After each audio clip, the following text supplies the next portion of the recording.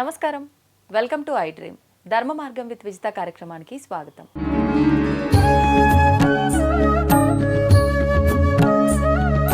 ప్రస్తుతం మనతో పాటు ఉన్నారు ప్రముఖ ఆధ్యాత్మికవేత్త అడ్వకేట్ జిఎం రావు గారు. ఇప్పుడు వారితో మాట్లాడి మరిన్ని విషయాలు తెలుసుకుందాం. నమస్కారం అండి. నమస్తే. అయితే రమణుల వారు ఎప్పుడో చెప్పారు, అసలు నీవెవరో ముందు తెలుసుకో అని. అంటే నేనెవరో తెలుసుకోవాలంటే ఏ మార్గాలు ఉన్నాయో కూడా ఆయన వివరించడం జరిగింది. కానీ మన శాస్త్రాల ప్రకారంగా, ఉపనిషత్తుల ప్రకారంగా కూడా తీసుకుంటే అందులో కూడా, ఉపనిషత్తుల్లో కూడా నేనెవరు అనేది తెలుసుకోవడం గురించి ఉంది అని చెప్పి ఒక విధానం. అసలు ఏంటి నిజంగా ఉపనిషత్తుల్లో నేనెవరు తెలుసుకునే విధానం గురించి ఏమనుందో తెలియజేయండి. ఇది చాలా చాలా అంటే చాలా మంచి టాపిక్. అండ్ ఈ జీవితంలో పుట్టిన ప్రతి మనిషికి అని చెప్పలేం, కానీ పుణ్యాత్ములకు కొంతమందికి మాత్రము, మోక్ష మార్గాన్ని వెతికే మనుషులకు మాత్రము నేను ఎవరు అనే క్వశ్చన్ మాత్రం కంపల్సరీగా వస్తుంది. సో ఇది రమణుల కంటే ముందు కూడా మనకు వేదాలలో ఉంది. వేద సారాంశమే మనకు ఉపనిషత్తులు. ఆ ఉపనిషత్తులలో ఒక ఉపనిషత్తు మాండుక్య ఉపనిషత్తు అని ఉంటుంది. ఈ మాండుక్య ఉపనిషత్తు అనేది ఏంటిదనంటే 12 మంత్రాలలో అసలు ఎంత డీటెయిల్గా ఎక్స్ప్లెయిన్ చేస్తుందంటే నేను ఎవరు అని చెప్పడానికి అంత డీటెయిల్గా ఎక్స్ప్లెయిన్ చేస్తుంది. 12 మంత్రాలు అంటే చాలా చిన్న బుక్ ఉంటుంది. ఉపనిషత్తులోకి వెళ్ళాక చాలా చిన్న బుక్ ఉంటుంది. ఆ చిన్న బుక్ అనేది మొత్తం చాలా డీటెయిల్గా అసలు నేనెవరు అనేది చాలా డీటెయిల్గా ఎక్స్ప్లెయిన్ చేస్తుంది అనమాట.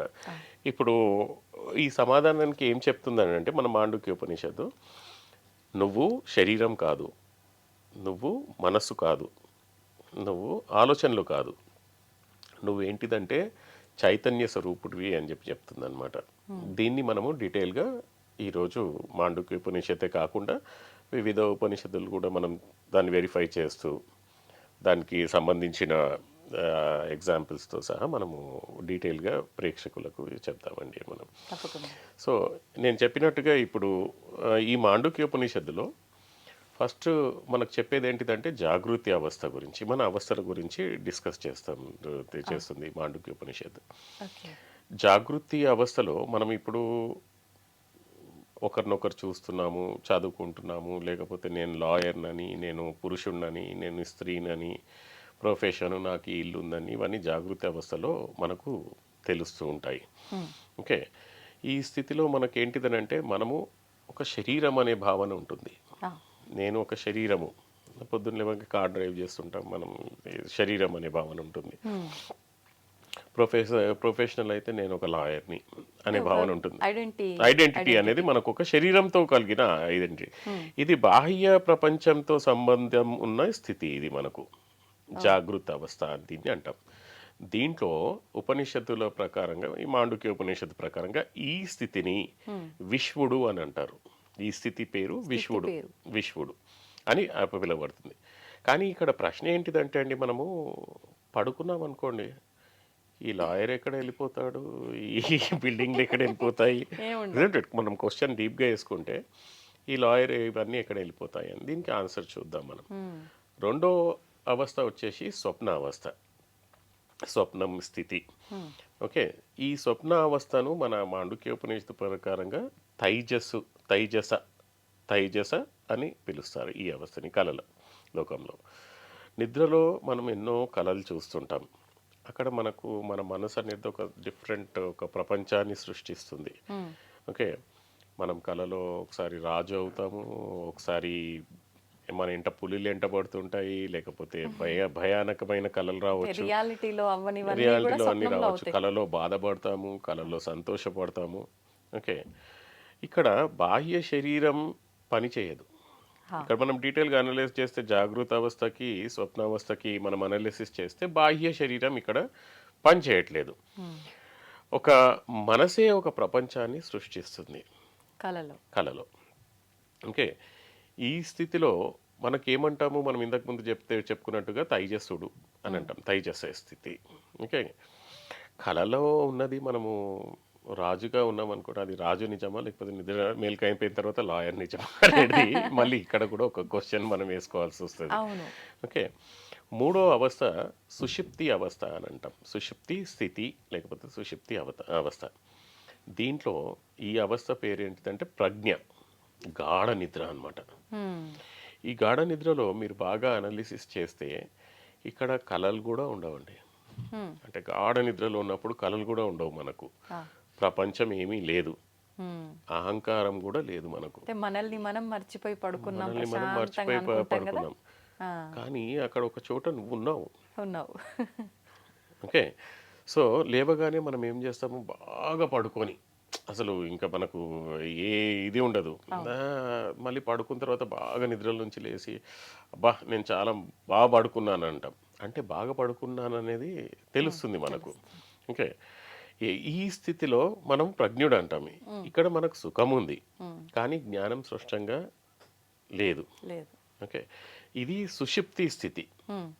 ఇప్పుడు మనము అనాలిసిస్ చేస్తే జాగృతి అవస్థలో మనం ఉన్నాము, స్వప్నావస్థలో కూడా మనం ఉన్నాము, గాఢ నిద్రలో కూడా మనం ఉన్నాము, కానీ తెలియట్లే. ఈ 3 అవస్థలో మనం ఉన్నదాన్ని 4వ పేరు ఏమంటామంటే తుర్యం అని అంటాం. ఆల్రెడీ ఉన్న అదే తుర్యమే మనము. ఆ తుర్యమే మనము. మనము అనేదే ఈ 3 అవస్థలలో ఉండి ఇది సాక్షిగా పనిచేస్తుంది అనమాట. ప్రతిదానికి సాక్షిగా ఉంది. జాగృతి అవస్థలో నీకు సాక్షిగా ఉంది, కళలో కూడా సాక్షిగా ఉంది. కళ చూసావని చెప్పి నీకు చెప్తుంది. గాఢ నిద్రలో కూడా సాక్షిగా ఉంది, నువ్వు పడుకున్నావు అని చెప్తుంది. ఇది తుర్యం. ఓకే. ఈ తుర్యం అనేది మనకు మేల్కున్నప్పుడు తెలుస్తుంది, కళలు వచ్చినప్పుడు తెలుస్తుంది, నిద్రపోయినప్పుడు తెలుస్తుంది. ఇదే సాక్షి చైతన్యము. సాక్షి చైతన్యము. ఓకే. దీన్నే మనకు మాండుక్యోపనిషత్తులో ఏమంటారంటే ఆత్మ. ఓకే. బ్రహ్మ అంటుంది మన మాండుక్యోపనిషత్తు. ఈ ఆత్మ గురించి మనము తెలుసుకునే ముందు మనము ఈ తుర్యం గురించి మాట్లాడుకున్నామండి మనం. ఓకే. సో ఈ తుర్యము అనే దానికి నేను ఇందాక చెప్పినట్టుగా ఈ 3 అవస్థలలో సాక్షిభూతంగా ఉన్నది ఈ తుర్యం. ఓకే. ఒక ఎగ్జాంపుల్స్తో తీసుకుందాం. ఈ తుర్యం ఏంటిదంటే ప్రేక్షకులకు ఈజీగా అర్థమవుతుంది. ఎందుకనంటే ఈ మాండుక్యోపనిషత్తు గురించి చాలా పెద్ద పెద్ద వాళ్ళు చాలామంది ఇది మన వేదాలు చదివిన వాళ్ళు చాలా డీటెయిల్గా ఎక్స్ప్లెయిన్ చేశారు. కానీ ఇక్కడ ఈరోజు మనం చేసే ప్రయత్నం ఏంటిదంటే ప్రతి ప్రేక్షకులకు ఈజీ లాంగ్వేజ్లో అర్థమయ్యే రకంగా మనం ప్రయత్నం చేద్దాం. రియాలిటీ కింద తీసుకొని, రియాలిటీ లేకపోతే మనకు ఇది చేయవు. అయితే దాని గురించి అని చెప్పి ఈరోజు కొన్ని ఇప్పుడున్న జీవితానికి సంబంధించిన ఎగ్జాంపుల్స్ తీసుకుందాం. వేదకాలంలో సినిమా థియేటర్లు లేవు, కానీ ఇప్పుడు మనం ఒక సినిమా థియేటర్ ఎగ్జాంపుల్ తీసుకుందాం. సినిమా థియేటర్ ఒక ఉదాహరణగా తీసుకుందాం మనం ఇక్కడ తుర్యం అని తెలుసుకోవడానికి. ఓకే. సినిమా థియేటర్లో కథ మారుతుంది. ఒక మనిషి సంతోషము, దుఃఖము, యుద్ధము అన్నీ చూస్తాం మనం, కానీ తెర మాత్రం మారదు. తెర అదే ఉంటుంది. ఓకే. సన్నివేశాలు అనేటివి మనం ఇక్కడ జరిగే సన్నివేశాలన్నింటినీ జాగృత అవస్థతో మనం పోల్చవచ్చు. ఓకే. మధ్యలో చీకటి అయిపోతుంది సినిమా లైట్స్ ఆఫ్ చేయగానే. దీన్ని సుషుప్తి అవస్థతో పోల్చవచ్చు మనం. అంటే ఏమీ ఉండదు ఇంకా తెర పైన. ఓకే. ఇక తెర అనేది తుర్యం, అది మారతలేదు. అది తెర అక్కడే ఉంది, దాని మీద ఎన్నో సన్నివేశాలు నడుస్తున్నాయి.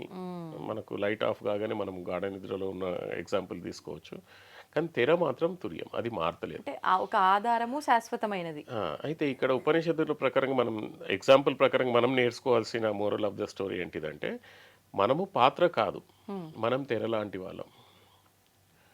ఓకే. సో మన ఆత్మ అనేది మనకు బ్యాక్గ్రౌండ్లో పనిచేస్తూనే ఉంది. అది ఈ శరీరం అనేది కాదు, ఎన్నో శరీరాలు ధారించింది, ఎన్నో రోల్స్ పోషించింది. ఈ రోల్లో మీరు యాంకర్, ఈ రోల్లో నేను లాయర్ని, పోయిన రోల్లో మనకి ఏముండేనో మనకు తెలియదు, కానీ ఆత్మ మాత్రం ఒకటే. ఓకే. ఈ ఆత్మనే మనం తుర్యం అని అంటాం మనం. ఇంకొక ఇప్పుడు నిజ జీవితం ఎగ్జాంపుల్, ఎందుకంటే ఇప్పుడు ఉన్న ఎగ్జాంపుల్స్ మనం ఈ లోకంతో మనం చూద్దాం.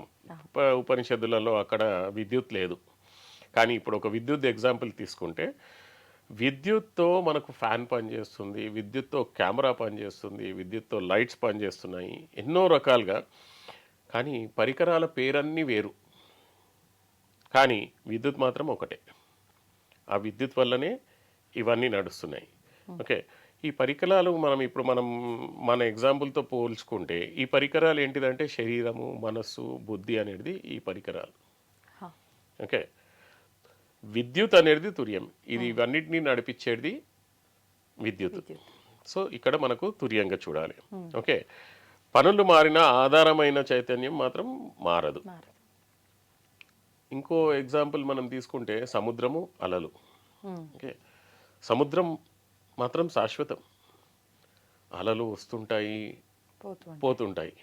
ఓకే. అలలు అనేది అనుభవాలు మనకు.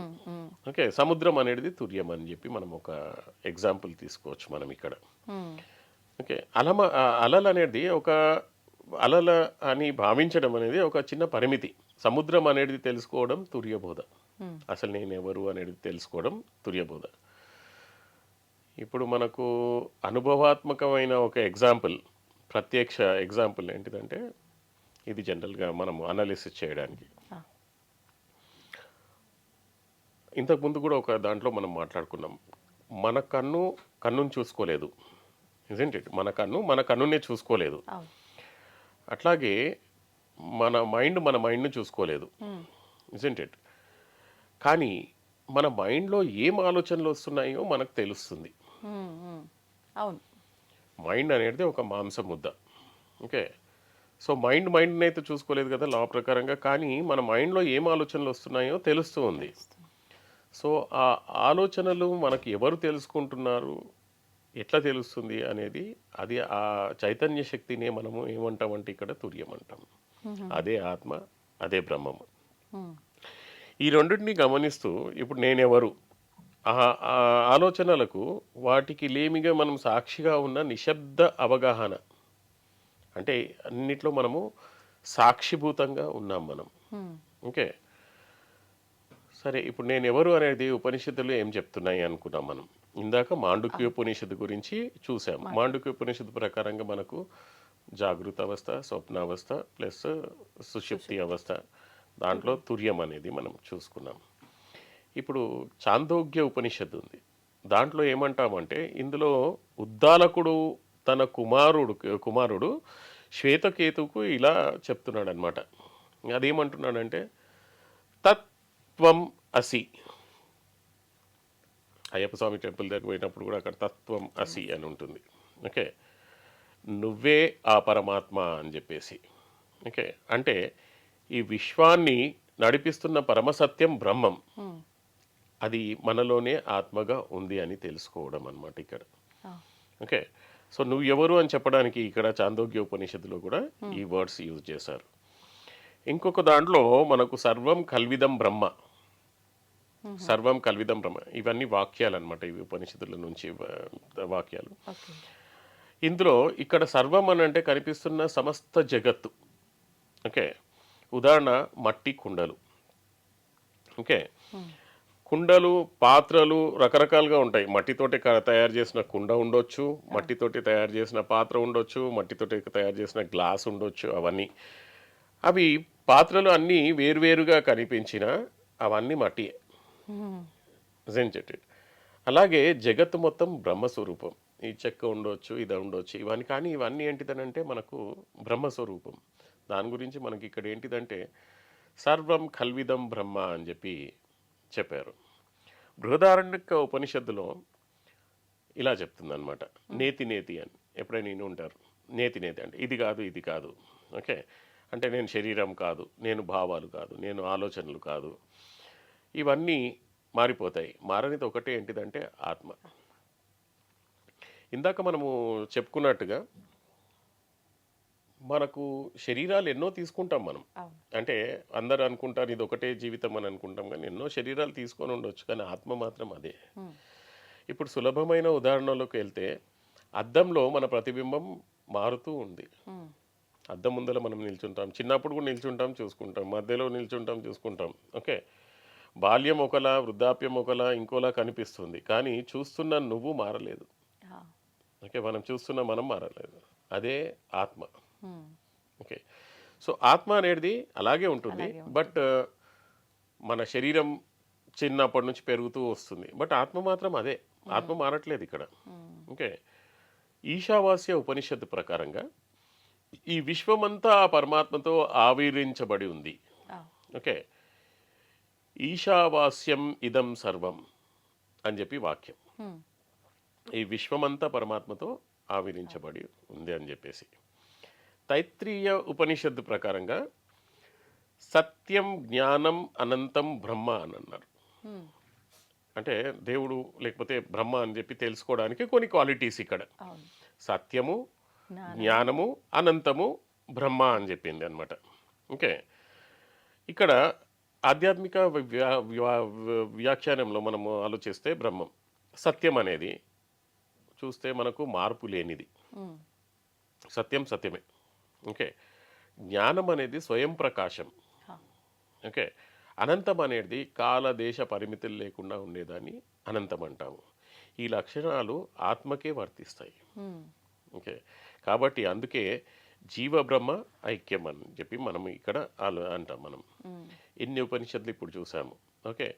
జ్ఞానం అంటే ఏంటిది? యా, అద్వైతంలో మోక్షం అనేది కొత్తది పొందడం కాదు. ఓకే. తప్పు గుర్తింపును విడిచిపెట్టడం. తప్పు గుర్తింపు అంటే నేను శరీరాన్ని. జ్ఞానం అనేది రియల్ నాలెడ్జ్. అవును. ఓకే. ఇప్పుడు మనము జ్ఞానంలో అజ్ఞానం అని చెప్పడానికి ఏంటిదనంటే నేను శరీరం అనుకోవడం అజ్ఞానం. హ్మ్, ఎస్, నువ్వు శరీరమే, కానీ ఈ టైంలో నువ్వు శరీరంలో ఉన్నావు. నువ్వు ఆత్మవి, నువ్వు ఈ శరీరంలో ఉన్నావు ఇప్పుడు. హ్మ్, హ్మ్, అట్లా ఇది నేను శరీరం అనే అవిద్య తొలగితే మిగిలేది అహం బ్రహ్మ అస్మి అనుభవం.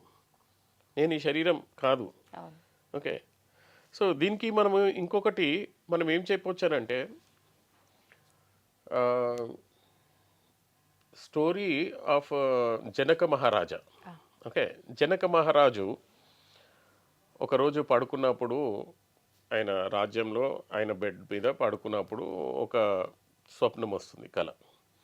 ఆ స్వప్నం ఎంత దారుణంగా ఉంటుందనంటే ఆ స్వప్నంలో ఎవరో శత్రురాజులు వాళ్ళు వీళ్ళపై దండయాత్ర చేసి హ్మ్, మొత్తం రాజ్యాన్ని లాక్కొని, ఎవరు లేరు, ఇంకా చుట్టాలు లేరు, ఎవరు లేరు, అందరినీ చంపేశారు. ఈ జనక మహారాజు అడవులలో తిరుగుతున్నాడు, బిచ్చగాడ్ల, అసలు ఏమీ లేకుండా బాధతో ఆకలితో. హ్మ్, ఎవరు అన్నం ఇస్తుంటే, అంటే రకరకాలుగా కథలు ఉన్నాయి, బట్ మనం భావాన్ని తీసుకోవాలి. కొంతమంది అది అన్నం దొరకకపోతే లాస్ట్ కొద్దిగా అన్నం దొరికితే గంజి. కొన్ని కథలలో కాకి తీసుకుపోయిందని చెప్పి, కొన్ని కథల్లో కుక్క ఎత్తుకపోయిందని చెప్పి, కొన్ని కథల్లో ఎద్దు వచ్చి కొట్టేసిందని చెప్పి, అంటే అది అది కూడా ఆయనకు తినకుండా మిగలలేదు ఇంకా. మిగలలేదు ఇంకా. ఓకే. అది కూడా పడిపోయింది. ఆ బాధలో అతను అరిచేసి లేస్తాడనమాట. అని చెప్పి అరిచి నిద్రల నుంచి లేచి షాక్ అయిపోతాడు. దాని తర్వాత జనక మహారాజు కూడా కొద్దిగా ఆధ్యాత్మికవేత్త కాబట్టి అసలు దీనికి ఆన్సర్ ఏంటిది, నేను చూసింది అది కళ నిజమా, హ్మ్, లేకపోతే ఇప్పుడున్న ఈ ప్రపంచం నిజమా అని చెప్పేసి. హ్మ్, సో ఎంతోమంది ఆధ్యాత్మికవేత్తలు వస్తారు, అందరు ఎక్స్ప్లెయిన్ చేయడానికి ట్రై చేస్తారు అసలు ఏంటిది అని చెప్పేసి. హ్మ్, హ్మ్, ఎవరు కరెక్ట్గా చెప్పలేకపోతారు. హ్మ్, అప్పుడు ఏంటిదంటే అక్కడ అష్టావక్ర ముని వస్తాడు. హా, అష్టావక్ర ముని వచ్చేసి ఆ అష్టావక్ర ముని చెప్తాడనమాట, మహారాజా, నువ్వు స్వప్నంలో ఉన్నది మిథ్య, హ్మ్, ఈ జగత్తు కూడా మిథ్య, కానీ నువ్వు మాత్రం సత్యం అని చెప్తాడనమాట. హ్మ్, సో ఇన్ని రకాలుగా మనము ఆలోచించాల్సింది, అనాలిసిస్ చేయాల్సింది ఏంటిదంటే నేను ఎవరు అని తెలుసుకుంటే మనం ఒక ఆత్మ. హా, ఇంకా చాలా జనరల్గా అనుకునేది ఏంటంటే మనం ఒక అద్దెకు వచ్చాం మనం ఇక్కడ భూమి మీదకి. అది డ్యూరేషన్ ఎంతనో మనకు తెలియదు, కానీ తెలీదు. 50 ఇయర్సా, 60 ఇయర్సా, 10 ఇయర్సా తెలియదు. అవును. ఇక్కడ ఒక రెంట్కి వచ్చాం మనము. ఇక్కడ పర్పస్ కంప్లీట్ కాగానే మనం వెకేట్ వెళ్ళిపోవాల్సిందే. చేయాల్సిందే. ఓకే. సినిమా థియేటర్లో మూవీ అయిపోయింది, కరెక్ట్. సో అది ఇడిచి మళ్ళీ వెళ్ళిపోవాలి. మళ్ళీ ఇంకో జన్మ స్టార్ట్ చేయాలనుకుంటే ఇంకో థియేటర్కి వెళ్ళడమే. సో ఈ రకంగా మనకు ప్రతి మనిషి ఈ ఆత్మజ్ఞానంతో ఉంటే వాడు ప్రతి జీవిలో దేవుణ్ణి చూడడం జరుగుతుంది. ఎలా వస్తుందంటారు మీరు అన్న ఈ ఆత్మజ్ఞానం? మాట్లాడినంత సులభం ఇంత అయితే కాదు. సులభం, కరెక్టే మీరు అన్నది. దీనికి ఏంటిదంటే పూర్వజన్మ సుకృతం కావాల్సిందే. నిజం. కొందరికి పుట్టినప్పటి నుంచే దేవుని మీద అది దానికి ఏమంటాము భక్తి అనేది ఆటోమేటిక్గా వచ్చేస్తుంది, మీరు చెప్పినా చెప్పకపోయినా. ప్రహ్లాదుడే ఉదాహరణ. ప్రహ్లాదుడే ఉదాహరణ.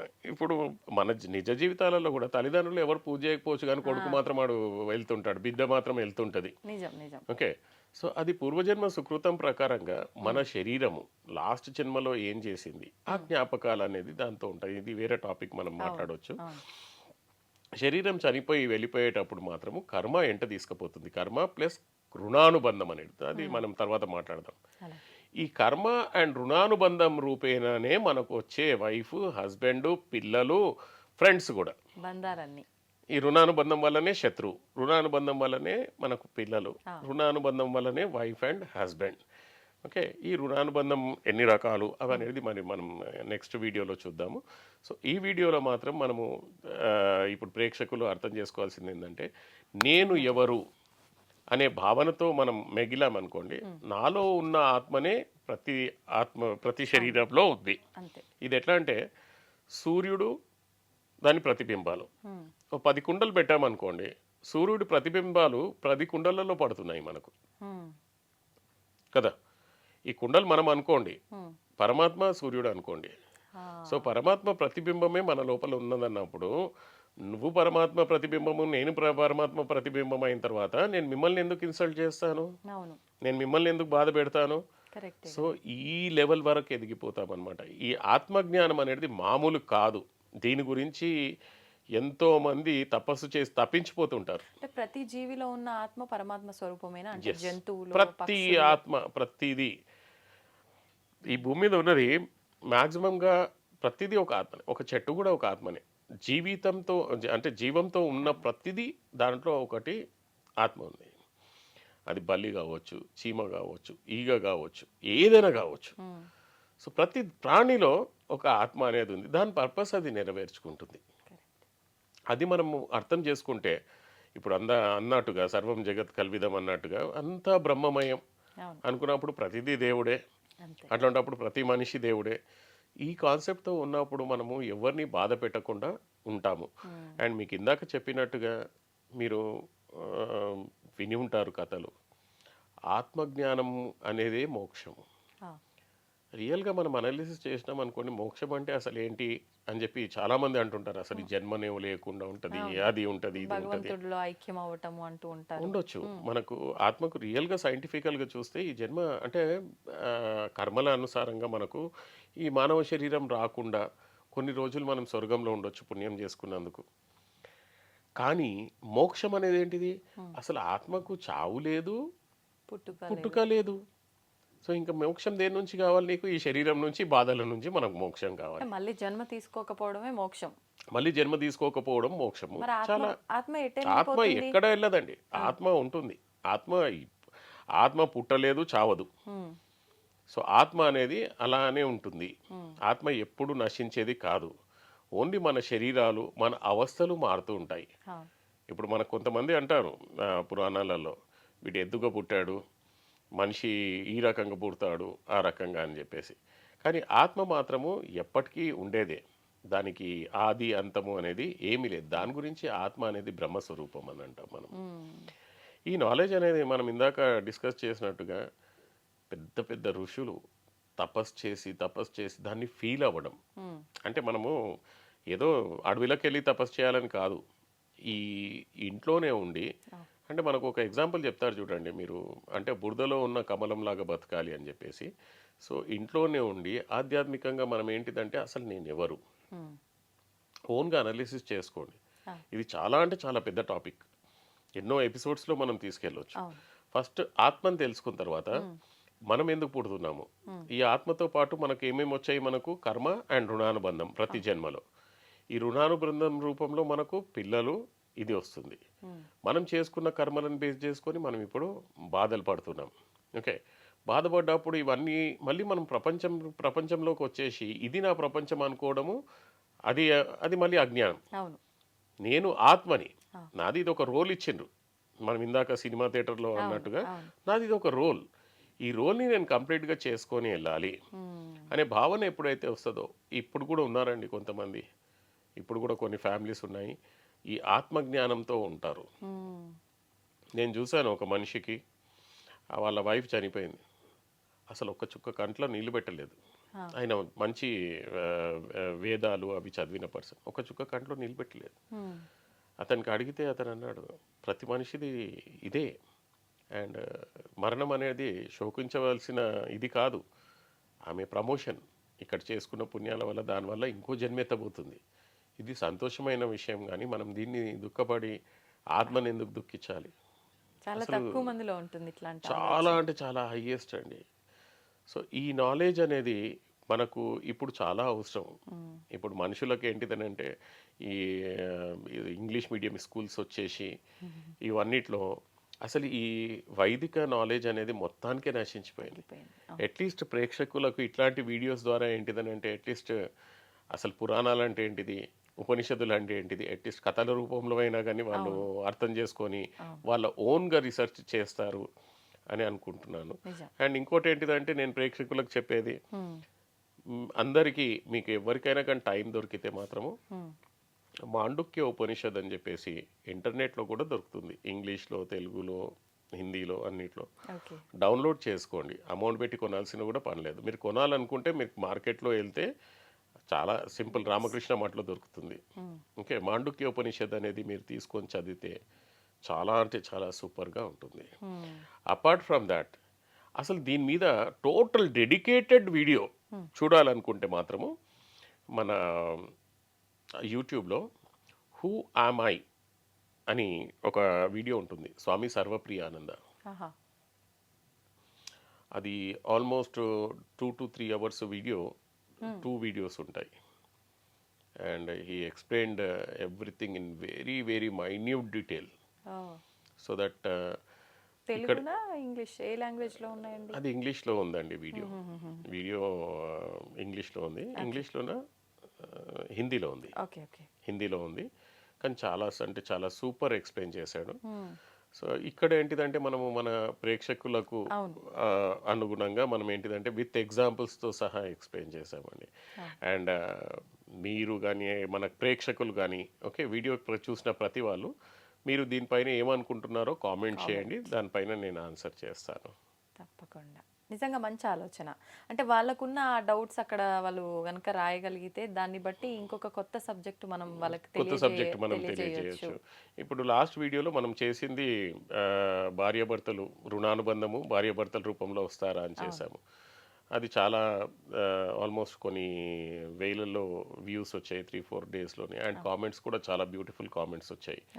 నా వైఫ్ అండ్ పిల్లలు చనిపోయారు, మళ్ళీ నాకే పుడతారా, ఇట్లాంటి క్వశ్చన్స్ అనేవి చాలా వచ్చాయి. చాలా సిల్లీగా అనిపిస్తుంది డిస్కస్ చేస్తే, కానీ ప్రతి ఒక్కరిలో ఇలాంటి డౌట్స్ చాలా ఉంటాయండి. అండ్ ఈ కాలంలో ఈ నాలెడ్జ్ అనేది కూడా చాలా ఇంపార్టెంట్ మనకు. నిజంగా అంటే ప్రతి మనం వేసే అడుగు చాలా జాగ్రత్తగా వేయాల్సిన అవసరం ఉంది. ఇలాంటివి తెలుసుకుంటే నిజంగా జాగ్రత్త కూడా అవసరం లేదు, ఆటోమేటిక్గా ఫాలో అయిపోతాం. చాలా సింపుల్ అనిపిస్తుంది. ఏదైనా కానీ మనకు ప్రాక్టికల్గా పెట్టుకోవాలండి. అంటే ఇప్పుడు మనము తప్పులు చేయకూడదు. డైలీ ఏదో ఒకటి వింటుంటాం కదా, కర్మ అంటే 3 రకాలుగా ఉంటుంది. ఇప్పుడు చేసుకునేది ఆగామి కర్మ, దీన్ని మనం కంట్రోల్ చేసుకోవాలి. కానీ దాన్ని ప్రాక్టీస్లో పెట్టాలి మనం కంట్రోల్ చేయడం అంటే. ఇప్పుడు డే టైంలో మనం ఎంతో మందిని తిట్టుకుంటాం మన మనసులో, అంటే ఒక ఆత్మను బాధ పెడుతున్నట్టే. అవన్నిటిని మనం కంట్రోల్ చేయగలగాలి. ఎప్పుడైతే మనం కంట్రోల్ చేయగలుగుతామో కోపాన్ని కానీ, అంటే సంతోషము కోపము రెండు ఒకే రకంగా చూసే స్థితికి మనం రాగలగాలి. ఎందుకంటే ఈ ప్రపంచం మిథ్యా అని మనకు తెలిసినప్పుడు ఏది శాశ్వతం కాదు. నీ దగ్గర నుంచి బంగారం పోయినా శాశ్వతం కాదు, నీ ఇల్లు కొట్టుకుపోయినా శాశ్వతం కాదు. ఏది మన శరీరమే మనకు శాశ్వతం కానప్పుడు అసలు దేని గురించి బాధపడాలి, దేని గురించి సంతోషించాలండి మనం? అంటే ఒక స్టేజ్లో ఒక జ్ఞానం వచ్చిన తర్వాత, అంటే ఇప్పుడు కాకపోతే ఇంకొకప్పుడైనా తప్పదు, ఇది జరగాల్సిందే అంతే. ఇప్పుడు మీరు ప్రాక్టికల్గా చూడండి, కొన్ని కోట్ల రూపాయలు సంపాదించుకొని పెద్ద మహల్స్ కట్టుకున్న రాజులు ఉన్నారు. ఏమైపోయాయండి? రాజస్థాన్లో మీరు పోయి చూస్తే పెద్ద పెద్ద రాజుల కోటలు అవన్నీ, రాజు లేడు, ఏమీ లేదు. ఆ కోటలు మాత్రము మ్యూజియం లాగా మిగిలిపోయాయి అంతే. కానీ ఆ కోటలు కట్టడానికి ఎన్ని ప్రయత్నాలు చేసి ఉంటాడు పాపం. అసలు ఎన్ని సంపాదించుకుందామని చెప్పి. మనిషికి ఒక కార్ అయితే సరిపోతుంది, కానీ ఇక్కడ 10 కార్లు అయినా కానీ సంతోషం లేదు. లెంబోర్గిని కావాలి, ఇక్కడ ఇన్నోవా కావాలి, బయటికి పోవడానికి ఇంకో కార్ కావాలి, రేంజ్ రోవర్ కావాలి. అవన్నీ ఉండి కూడా ఏంటిదంటే ఒక్క నిమిషంలో మనిషి వెళ్ళిపోయిన తర్వాత ఏది అతంది కాదు. అవును. ఇంకో గమ్మత్ ఏంటంటే మళ్ళీ పుట్టొచ్చి నేనే వచ్చినాను అన్నా కానీ కొడతారు, ఇంకా అయిపోయింది నీ ప్రోగ్రామ్. ఫస్ట్ వీడు పిచ్చోడు అనుకుంటారు. అసలు నిజం ఉన్నా కానీ పంపించేస్తారు, ఇంకా నీ టెన్యూర్ అయిపోయింది. అంతే. ఇప్పుడు ఇదంతా నేను సంపాదించి ఒక కొడుకులాగా అందరు పెట్టిపోయాను అనుకోండి, అయిపోయింది నీ టెన్యూర్. మళ్ళీ ఎందుకు నమ్మరు, ఇంకా అయిపోయింది నీ టెన్యూర్ అయిపోయింది, నీది ఏది శాశ్వతం కాదు. నాది అన్నది ఇక్కడ భూమి మీద ఏది లేనే లేదు, ఈ శరీరాన్ని కూడా మనది కాదు. ఈ నాలెడ్జ్ ఉన్న పర్సన్స్కి ఏది బాధ పెడుతుంది మీరే చెప్పండి? ఏది బాధ పెట్టదు. మీరు రోడ్ల మీద పడుకున్నా బాధ పెట్టదు, మీరు గుట్టల మీద పడుకున్నా బాధ పెట్టదు, ఆకలి దప్పులు కూడా ఏది ఉండదు. సో ఆధ్యాత్మికంగా మనకేంటిదనంటే ఈ రకంగా మనుషులు నాలెడ్జ్, ప్రతిదీ ఒక్కొక్క నాలెడ్జ్ తెలుసుకుంటే వాళ్ళు కూడా జీవితంలో ప్రశాంతంగా బతకడానికి ఇవన్నీ మార్గాలండి, జీవిత సత్యాలు తెలుసుకొని. అది సూపర్ అండి. నిజంగా ప్రతి ఒక్కరికి అవసరమయ్యే ఇన్ఫర్మేషన్ ఇది. నిజంగా మీరు ఈ టాపిక్ అనగానే నేను ఎందుకు ఈ టాపిక్ తీసుకున్నారు అనుకున్నా కానీ అర్థమైంది ఇప్పుడు అసలు ఎందుకు తీసుకున్నారు, తీసుకోవటం వల్ల ఏంటి ఉపయోగం అనేది. అవును, అంటే మీది చిన్నప్పుడు నేను ఆల్మోస్ట్ 7th క్లాస్లో ఉండగా my father was a teacher, retired as teacher, head master from Panchayati Raj schools. ఆయన చిన్నప్పటి నుంచి పూజ చేసేది, నాకు అసలు తెలియకుండానే నేను అట్రాక్ట్ అయిపోయి పూజలు అవి ఇవి చేసుకుంటూ పోయేవాడిని. కానీ ఒక సిచ్యువేషన్లో almost believe it or not 7th క్లాస్లో ఆ రకంగా నాకు క్వశ్చన్ వచ్చింది, అసలు నేను ఎందుకు పుట్టినా, నేను ఎవరిని, నేను ఎందుకు పుట్టినా. అసలు మళ్ళీ మా నాన్నమ్మ చనిపోయింది, ఆమె ఎందుకు చనిపోయింది అసలు అంటే చావు ప్రతిదానికి ఉంటుందా లేదా మనకు తెలియదు కదా అప్పుడు. అంటే చావు ప్రతిదానికి ఉంటుందా లేదా, మళ్ళీ చావు ఎందుకు ఉన్నట్టు. ఇది అసలు ఎన్ని ఏండ్ల నుంచి అంటే ఆ చిన్నప్పటి నుంచి బ్యాక్గ్రౌండ్లో ఇదే మ్యూజిక్ ఎప్పుడైనా కానీ అసలు నేను ఎందుకు పుట్టినా. ఏదైనా ఇన్సిడెంట్ జరిగినప్పుడు అదే అనాలిసిస్, ఈ ఇన్సిడెంట్ నాకు ఎందుకు జరిగింది. ఆన్సర్స్ దొరికేటి కావండి చాలా రోజుల వరకు, until unless I went to Himalayas and studies this Upanishad. అప్పటి వరకు నాకు ఆన్సర్స్ అన్ని క్వశ్చన్సే. ఏదైనా జరిగిందనుకోండి, యాక్సిడెంట్ అయింది, ఈ యాక్సిడెంట్ నాకే ఎందుకు అయింది, బాధపడ్డాను, నేనే ఎందుకు బాధపడ్డాను. సామాన్యంగా అందరికీ వచ్చేదే, కానీ ఎవరికి వాళ్ళు ప్రశ్నించుకోరు, దాని గురించి డీటెయిల్గా వెళ్ళరు. ఇంకా ఇప్పుడు చూడండి, ఇప్పుడు మొన్న ఒకసారి క్యాబ్లో వస్తుంటే ఒక డ్రైవర్ చెప్పాడు అనమాట, సార్ నాకు ఒక అమ్మాయి వాళ్ళు, నేను బాగా సంపాదించుకున్నాను, నేను ఒక అనాథని కానీ నేను బాగా సంపాదించుకున్నాను, చుట్టాలు ఉన్నారు ఎవరు పట్టించుకోరు, బాగా సంపాదించుకున్నాను కానీ ఒక అమ్మాయి వల్ల మొత్తం అన్ని పోగొట్టుకున్నాను సార్. ఓకే, అండ్ జీవితం మొత్తం నాశనం అయిపోయింది, డైలీ 2 బాటిల్ తాగుతుండే, దానివల్ల నన్ను తీసుకెళ్ళి బెంగళూరు నిమాన్స్లోనూ ఎక్కడో జాయిన్ చేశారు, డార్క్ రూమ్లో పెట్టేశారు నాకు. అప్పుడు అనిపించింది, అంటే నాకు అదే ఆయన కూడా అదే క్వశ్చన్, ఆ పిల్ల నాకెందుకు చేయించింది సార్ అర్థం కాలేదు నాకు. ఎందుకు పరిచయం అవ్వాలి, దిస్ ఇస్ నథింగ్ బట్ రుణానుబంధం. లాస్ట్ జన్మలో ఇతను ఆమెకి ఏం చేశాడు, ఇంతకు ముందు జన్మలో ఎవరికైనా ఇలా చేసి ఉంటాడా 100%. సో ఈ రుణానుబంధం గురించి మనం నెక్స్ట్ టాపిక్ తప్పకుండా చేద్దాము, ఈ రోజు టైం లేదు కాబట్టి. ఓకే, నమస్తే అండి. నమస్తే. And for more videos, please subscribe to iDream. Please subscribe to iDream. Please subscribe iDream. And please subscribe to iDream. For more videos, subscribe to iDream. please like, share and subscribe to the channel. Congratulations, iDream. Subscribe to iDream. Subscribe to iDream. So subscribe to iDream Media. iDream ki iDream team andarki huge congratulations. Please subscribe iDream Media. Please subscribe to iDream. Subscribe iDream. Please subscribe to iDream. iDream అంటే నా కళల channel subscribe చేసుకున్న నోరు తిరుగుతలేదు, మీరైతే గంట గుర్తు కొట్టండి. For more such videos, please subscribe to iDream. Subscribe to iDream. Please subscribe to iDream. Please subscribe iDream Media. Please do subscribe to iDream. Please subscribe to iDream Media. For best entertainment and information, please subscribe iDream. And don't forget to subscribe to iDream.